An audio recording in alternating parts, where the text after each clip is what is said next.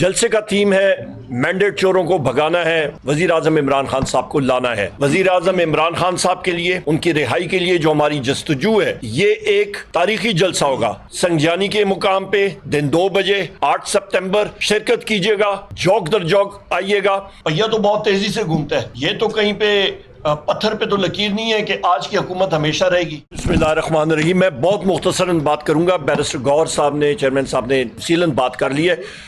جلسے کا تھیم ہے مینڈیٹ چوروں کو بھگانا ہے، وزیر اعظم عمران خان صاحب کو لانا ہے۔ خواتین و حضرات، آپ سب کو، آپ میڈیا کے توسط سے، اس پریس کانفرنس کے توسط سے، وزیر اعظم عمران خان صاحب کے لیے، ان کی رہائی کے لیے جو ہماری جستجو ہے، یہ ایک تاریخی جلسہ ہوگا۔ ضرور اپنا حصہ ڈالیے گا۔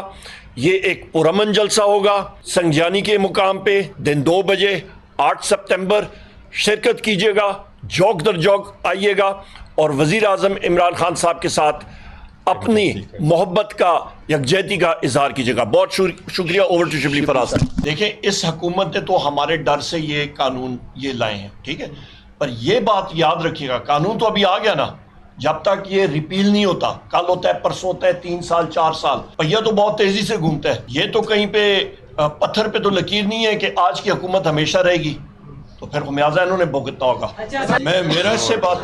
میرا سمپل یہ ہے، دیکھیں، فیض حمید صاحب ڈی جی ISI تھے، جنرل باجوہ صاحب آرمی چیف تھے۔ میری آج کی سٹیٹمنٹ یہ ہے، متواتر میں کہتا ہوں، DGI جو ہوتا ہے وہ ریفلیکٹڈ اتھارٹی اپنی لیتا ہے آرمی چیف سے، تو لہٰذا جو آرمی کے قوانین ہیں وہ جس طرح انہوں نے لاگو کرنے ہیں وہ کریں۔